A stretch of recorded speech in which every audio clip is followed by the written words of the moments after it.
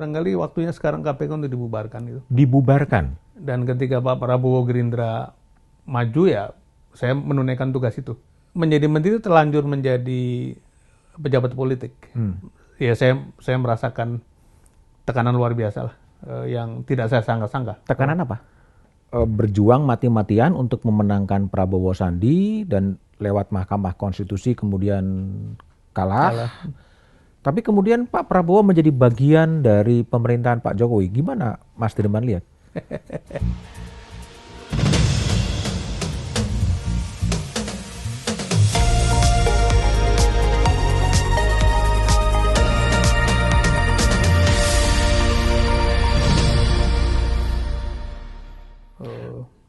Ini setelah kemudian berhenti jadi menteri kan kemudian ikut dalam kontestasi pilkada di Jawa Tengah. Itu apa sebenarnya kok tiba-tiba Mas Dirman main di politik ya? Di politik. Ya nomor satu, saya ini ya sudah ngurusin rakyat gitu ya.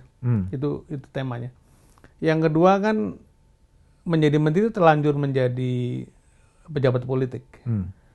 Terus ketika ada panggilan untuk berbuat di urusan lain, tapi masih sama urusan rakyat ya saya kerjakan. Tapi yang menjadi pendorong utama waktu itu adalah ya saya dari Jawa Tengah, kemudian orang-orang mengatakan saya dari Brebes ya. Orang-orang mengatakan termasuk dari partai-partai ini di Jawa Tengah kosong, nggak ada calon lah gitu. Terus waktu itu kan Mas Ganjar dan beberapa kepala daerah di Jateng dikencar sekali soal korupsi itu kan. Ya. Jadi ya udah kita hadir di sana. Ya memang betul pertanyaan itu sangat valid karena tidak punya partai, tidak punya uang, tidak punya pengalaman berpolitik gitu. Jadi saya merasa bahwa politik is just jalan untuk berkontribusi. Jadi apa salahnya gitu? Bukan untuk bermusuhan gitu. Oke. Dan saya di situ belajar satu hal, ternyata politik kita belum sampai ke sana. Ternyata politik kita itu begitu kita nyemplung dan berbeda pilihan dianggapnya lawan gitu. Dan ya saya merasakan tekanan luar biasa lah, yang tidak saya sangka-sangka. Tekanan apa? Ya tekanan selama proses pilkada maupun sesudah itu kan. Sampai kira-kira personal life-nya pun dipersulit lah gitu. Personal life-nya dipersulit. Oke. Sampai ada kata-kata itu keringkan airnya lah. Bagaimana orang ini tidak hidup loh. Keringkan airnya itu artinya apa? Ya sumber hidupnya segala macam gitu. Perintah dari? Ya dari yang berbeda pilihan lah. Kita tidak bisa mengatakan siapa, tapi perasaan itu ada dan signal itu juga ada. Juga tindakan-tindakan yang mengarah pada saya kok seperti dipepet terus gitu. Itu juga ada. Kantornya di sebelah dibikin kantor, tiba-tiba ada aparat segala macam ya. Terus yang terakhir itu kan ketika uang saksi, uang yang untuk uang makan saksi saja itu dicegat di tengah jalan tol. Itu kan sebenarnya usaha-usaha yang dikerjakan oleh aparat resmi gitu. Oke. Tapi pasti urusannya urusan karena pengen menghalangi secara politik. Oke. Artinya kapok dengan politik? Saya mengatakan pada teman-teman, politik dengan P besar nggak boleh berhenti. Politik dengan P besar nggak boleh berhenti? Politik P kecil ya tadi kontestasi, pemilihan itu barangkali sementara ini enggak lah. Enggak. Tapi politik dengan P besar itu kan kita terus memperhatikan urusan kenegaraan, berkontribusi, pemikiran segala macam. Itu sih nggak berhenti lah. Artinya seorang aktivis mana bisa berhenti untuk mikirin situasi ya. Itu saya sebut sebagai politik dengan P besar. Keluar dari lingkaran pilkada Jateng tapi masuk dalam tim pemenangannya Pak Prabowo Sandi ya pada waktu itu? Itu moral obligation. Moral obligation? Karena pada waktu saya berdebat di Jawa Tengah saya ditanya, nanti bela siapa gitu pada waktu Pilpres. Saya mengatakan saya pasti mendukung orang yang mendukung saya sekarang gitu. Dan ketika Pak Prabowo Gerindra maju ya saya menunaikan tugas itu. Ucapan saya kan mengatakan jadi saya dan memang kan tidak ada calon lain kecuali dua kan. Jadi saya dalam kelompok yang ingin ada perubahan, ya maka ikutlah membela, termasuk tadi karena saya berjanji akan mendukung yang sekarang mendukung saya gitu. Oke.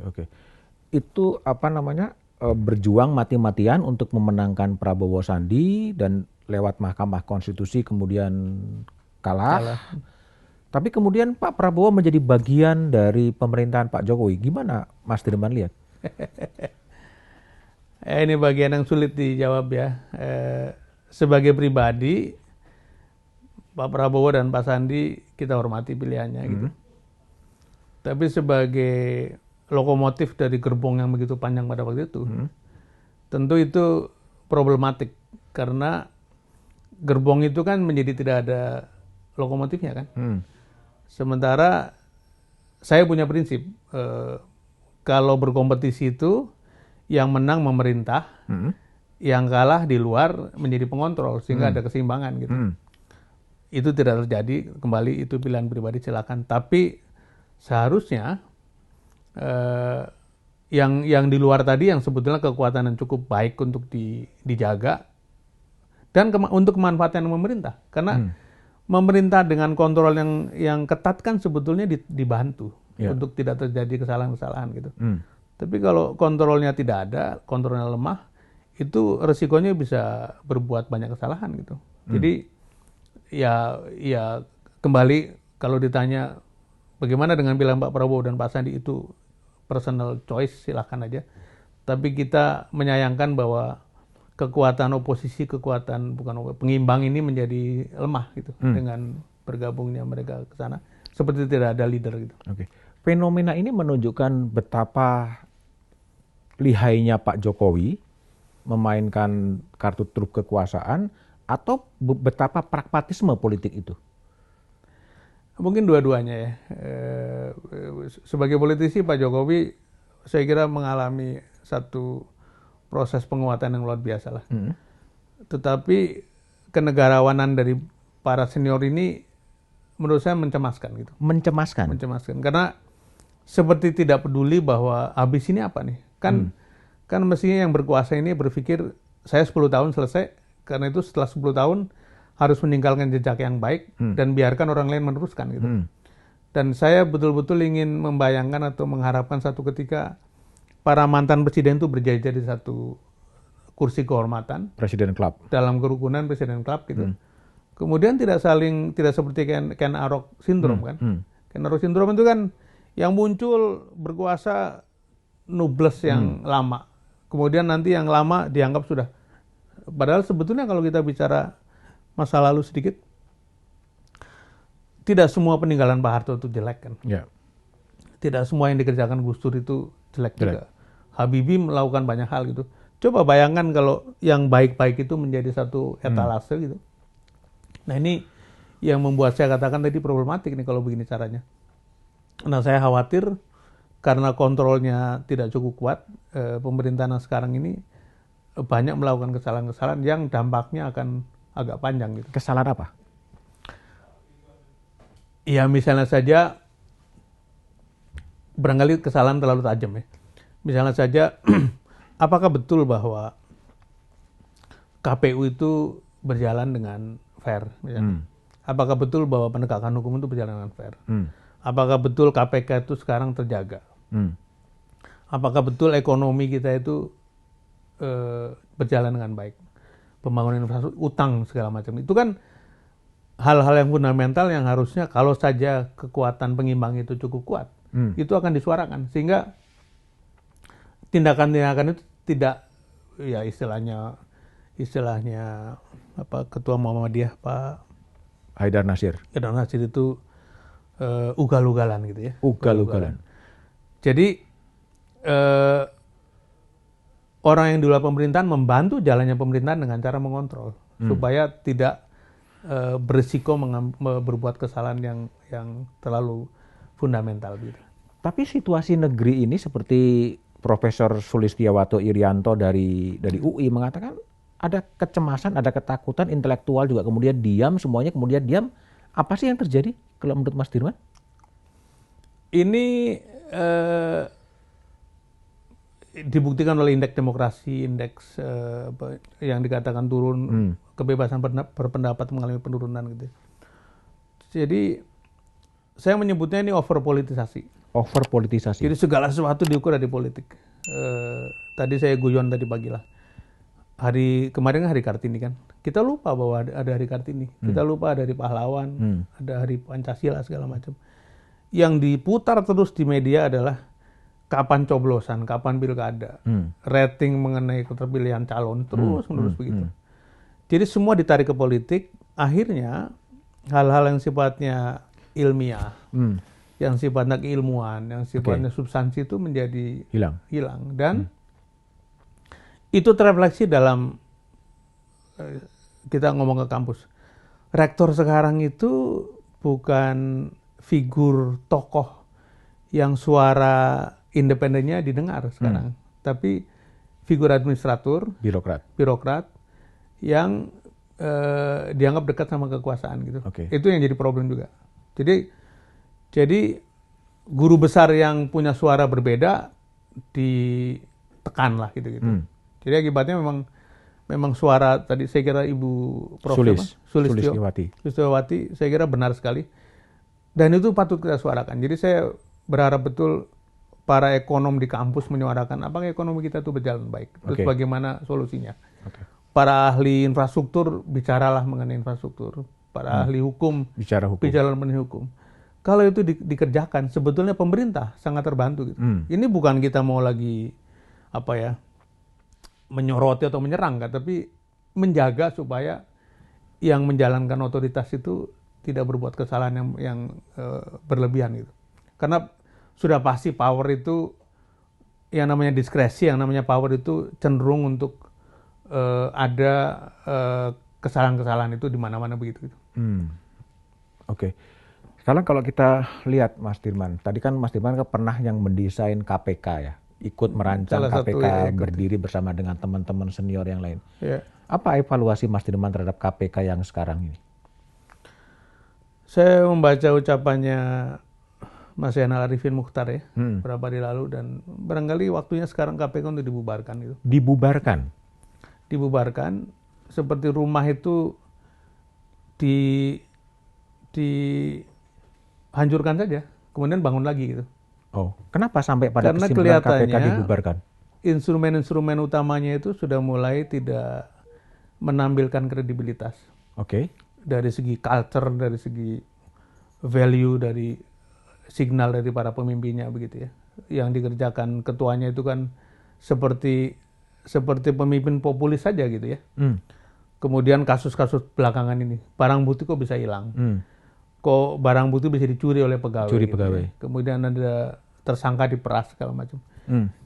Padahal dulu itu kan, kalau kita ingat dulu, salah satu alasan mengapa KPK berdiri itu ditulis dalam konsideran undang-undangnya. Karena belum efektifnya aparat hukum lain termasuk kejaksaan dan kepolisian dalam memberantas korupsi. Nah sekarang itu sepertinya prakteknya sama dengan aparat hukum yang lain gitu. Jadi ya menurut saya alasan Mas Zainal Arifin Mukhtar itu sangat valid. Saya mendukung itu. Jadi kalau kita mau beresin udah susah karena undang-undangnya sudah diprotoli kewenangannya gitu, dipreteli. Kemudian figur yang masuk adalah figur yang tidak cukup mengirimkan pesan credibility. Jangan-jangan memang itu desain ya, dengan undang-undangnya didesain demikian, lalu kemudian ada barang bukti kemudian dicuri, ada penyidik kemudian memeras, pegawainya menjadi ASN. Memang arahnya adalah ya udah mau dibubarin aja secara perlahan. Ya misalnya dengan sangat vulgar kan seorang TSK yang bertahun-tahun tidak ditemukan, padahal orangnya ada di Singapura. Tapi pagi-pagi menggunakan alat SP3 itu sesuatu yang sangat telanjang menurut saya.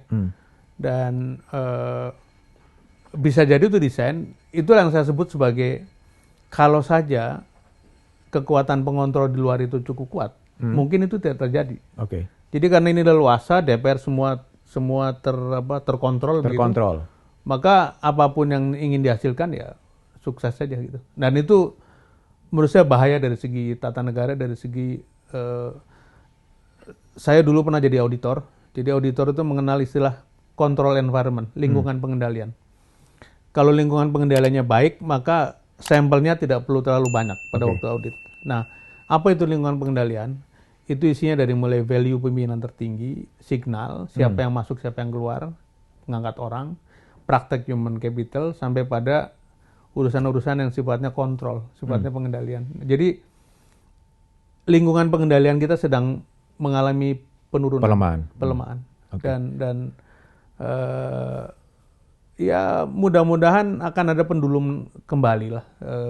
Biasanya kan hukum alam itu selalu begitu, kalau sudah keterlaluan mungkin ada kekuatan balik gitu. Ya misalnya Ibu tadi kan Sulistyowati Irianto. Dan sebetulnya kalau kita bicara orang per orang itu suara seperti itu banyak sekali. Nah tinggal mungkin bagaimana ini terkonsolidasi menjadi satu voice dari sebutlah masyarakat sipil mungkin ya.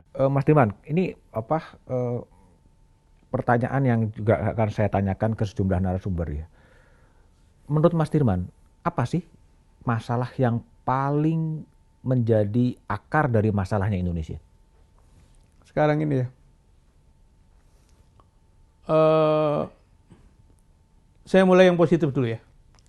Sistem sebenarnya sudah baik, regulasi baik, undang-undang cukup lah, lebih dari cukup gitu. Nah kalau bicara institutional reform itu kan ada 3. 1, people, kedua structure, yang ketiga culture gitu. Menurut saya people kita bermasalah. People kita bermasalah.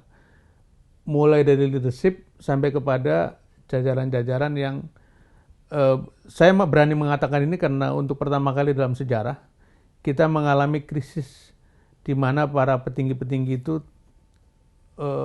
yang korupsi terlalu banyak gitu. Yang korupsi terlalu banyak. Contoh nih, kita punya 7 lembaga tinggi negara kan, Presiden, DPR, DPD sekarang, MPR lah, kemudian MA, MK, Komisi Yudisial. Yang tidak korupsi hanya yang tidak ditangkap, hanya Presiden, MPR dan Komisi Yudisial. Ketua DPR masuk penjara, Ketua DPD masuk penjara, pimpinan MK, Ketua MK masuk penjara, Sekretaris MA masuk penjara, semuanya itu. Kemudian baru kejadian menteri-menteri aktif itu masuk penjara juga gitu. Berulang-ulang gitu ya. Ini kan satu contoh. Nah, sekarang bagaimana ke bawahnya gitu. Di kampung saya itu kepala desa baru saja meninggal. Mudah-mudahan masuk surga. Melantik mantunya menjadi kepala urusan gitu. Dan keponakannya menjadi bendahara gitu. Dan ketika ditanya oleh anak-anak, ya bupati itu juga nggak apa-apa kok. Sana juga nggak apa-apa. Jadi kalau tadi di atasnya itu keropos begitu, ya di bawahnya kan. Jadi menurut saya kalau ditanya paling berat adalah soal people tadi. Bahwa itu berdampak pada korupsi, pada nepotisme itu karena kualitas people-nya memang begitu. Jadi demokrasi memberikan pisau yang tajam kepada para penguasa, tapi yang menggunakan kekuasaan itu kualitas integritasnya diragukan. Jadi itu yang menjadi masalah besar. Jadi kalau kita mau bicara reform ke depan apa? Sudahlah, nggak usah ngotak-atik soal regulasi dan sistem. Tapi bagaimana kita memasukkan orang baik, orang yang punya integritas, orang punya kompetensi ke dalam sistem itu gitu. Baik. Mas Dirman, kalau pertanyaan saya adalah, mungkin seorang Sudirman saya juga punya imajinasi ya soal negara atau yang harus menjadi benchmarking. Negara mana? Saya pernah mendengar dari Pak Ginanjar, Jepang itu tidak ada orang kaya sekali gitu. Kenapa? Karena sistemnya itu pajaknya begitu rupa, kemudian nggak ada gunanya orang kaya sekali. Karena toh semua urusan sudah dijamin negara. Tapi juga dari segi tata kelola sangat tertib ya. Orang itu tidak mungkin jadi Perdana Menteri kalau tidak mendaki dari bawah gitu. Jadi meritokrasi, demokrasi mereka sudah memberi meritokrasi. Ya ada kaisar membatasi kewenangannya pada hal tertentu, tapi selebihnya diberikan pada sistem gitu. Oke. Terus pendidikan tentu saja baik, teknologi baik. Jadi Jepang itu salah contoh. Tapi juga sebetulnya negara-negara Skandinavia itu bisa jadi contoh, meskipun ukurannya kecil gitu. Yeah. Nah kita memang padanannya tidak ada, Mas Budiman. Sudahlah diversity-nya luar biasa, negara kepulauan, kemudian diversity bukan saja dari segi suku, agama, budaya, tapi juga tingkat kemajuannya gitu ya. Jadi memang ini negara yang tidak mungkin dipimpin dengan sederhana gitu. Harus sekelompok orang yang, kalau saya sebut pemimpin bukan presiden, tapi sekelompok orang tadi, sekelompok orang yang betul-betul punya dedikasi, punya imajinasi tentang bagaimana bangsa ini mesti dibangun gitu. Dan saya sering ya baca-baca lah tentang tokoh-tokoh masa lalu. Ajaib sekali ketika 97% orang buta huruf tahun 45 itu. Kok kita bisa ketemu pemimpin seperti Bung Karno, Hatta, Syahrir, dan sebagainya. Yang mereka adalah ya pemimpin, ya penggerak, ya pendidik, ya penulis, ya pembicara yang luar biasa gitu. Orator. Tapi sekarang ketika orang yang buta huruf itu tinggal mungkin nggak sampai 1%, semuanya melek. Kok kita tidak punya stok seperti itu gitu? Apa yang terjadi? Nah, saya mengatakannya begini. Jadi ada kata-kata ini kan, lu kan orang baik kenapa masuk politik gitu. Jadi politik seperti kolam terpisah, orang baik, orang berprestasi, orang itu kolam yang lain gitu. Jadi kelihatannya politik mengalami penghancuran diri sendiri. Penghancuran reputasi diri sendiri karena pelaku politiknya kan gitu. Ya kalau kita lihat survei kan selalu mengatakan partai politik salah satu institusi yang paling korup, paling tidak dipercaya gitu. Jadi ini mesti dikoreksi gitu, mesti dikoreksi dari para pengelola partai politik. Saya juga tidak tahu bagaimana memulainya karena terlanjur terpisah tadi kan.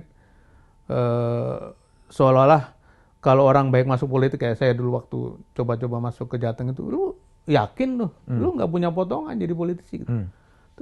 Apa salahnya gitu ya? Yeah. Nah mungkin ini mesti diperbanyak sehingga menjadi satu gerakan yang cukup masif untuk mengisi posisi-posisi politik gitu. Okay. Sebetulnya sih ada teori kata almarhum Cak Nur itu, kalau kita mau menerangi ini gedung, kan tidak harus satu persatu dinyalakan bohlamnya kan, tapi cari saklar kerak gitu. Jadi cari tuh ujungnya di mana gitu. Which is kalau menurut saya ya kepala negara, Pak. Kepala negara. Kalau kepala negaranya bisa mengorkestrakan dan saya bayangkan lah kepala negara menunjuk 50 orang terbaik di Republik ini. Boleh dari partai nggak apa-apa. Tapi minta yang terbaik gitu. Itu 50 orang terbaik akan mencari, ini anggota kabinet ya atau setara kabinet, akan mencari 500 orang terbaik. Karena kan pulang ke kementeriannya pasti memilih dirjennya kan 10 orang kira-kira. 500 dirjen terbaik akan memilih direktur terbaik. Nah, kalau ini terjadi begitu, saya yakin tuh bupati, wali kota, gubernur nggak akan sembarangan gitu untuk maju gitu. Jadi kembali people is our concern gitu. Oke. Terakhir Mas Dirman, banyak tokoh-tokoh bangsa tadi sudah disebut juga, Soekarno, Hatta, Syahrir dan sebagainya. Tokoh seperti apa sih yang menjadi idola dari seorang Sudirman Said? Atau siapa? Iya, saya banyak membaca dan saya macam-macam ya. Misalnya saya kagum pada Nelson Mandela itu. Nelson Mandela. Saya baca bukunya sampai habis. Bagaimana kegigihan dia gitu ya. Bagaimana ketika selesai urusan kemudian menjadi penguasa dia maafkan semua, rekonsiliasi gitu. Saya kagum sama Habibie dalam urusan presiden. Tapi saya juga mengagumi kehebatan Bung Karno ketika membangun nation gitu. Tidak ada orang yang seharismatik beliau untuk mengatakan Indonesia adalah hebat gitu. Pak Harto jasanya adalah membuat ekonomi kita menjadi baik dan membuat orang-orang kayak saya, orang desa itu bisa sekolah gitu. Semua presiden punya jasa gitu. Tapi kalau saya harus Nyebut? menyebut Bung Hatta barangkali salah satu yang saya idolakan. Banyak yang mengkritik kelemahan Bung Hatta itu moralis, dan moralis sering ngalah gitu. Tapi beliau adalah seorang pemikir, seorang administrator yang baik, dan menjadi pengimbang dari flamboyannya Bung Karno kan. Gitu. Harapan Mas Dirman soal 2024? Pemimpin seperti apa yang harus muncul untuk menyelesaikan problem bangsa yang begitu kompleks? Pertama, mudah-mudahan isu 3 periode tidak berlanjut, dan kita masih membantu Pak Jokowi selesai dengan graceful, dengan dignity, dengan harga diri yang tinggi. Kemudian kalau beliau mau mengendorse siapapun, asal ada pembaruan, penyegaran, kita syukurilah. Tapi sebaiknya sih orang yang punya wawasan, punya political schooling yang benar, yang baik lah. Artinya dia melalui tahapan yang cukup baik, sehingga ketika memimpin negara tidak dalam situasi kaget begitu. Dan orang itu bisa memilih pembantu-pembantunya yang tadi saya sebut 50 orang itu. Nah ini hanya mungkin kalau dua aspek dimiliki. Nomor satu leadership, yang kedua manajerial gitu. Apakah itu akan menjadi melekat di satu orang atau menjadi pasangan presiden wakil presiden, itu sesuatu yang bisa dilihat nanti. Tapi menurut saya 2024 adalah penentu menuju ke 2045. Karena kita hanya 25 tahun lagi kan. 3/4 sudah kita lalui dengan baik saya kira, dengan segala plus minusnya, dan 25 tahun itu menentukan apakah yang ditulis dalam konstitusi itu bisa kita capai enggak. Jadi kita butuh true leader yang punya managerial skill, yang bisa mengorkestrakan kemajemukan, karena this is difficult country, bukan negara yang sekecil Singapura atau tadi Skandinavia, bahkan Jepang sekalipun. Ini negara yang sangat rumit. Jadi kalau terlalu sederhana mungkin agak sulit lah gitu. Oke. Baik, Mas Dirman, terima kasih telah bergabung Mas Budiman, terima kasih. Back to BDM. Thank you. Mas Budiman, sehat terus. Republik membutuhkan beliau nih. Iya, thank you. Terima kasih.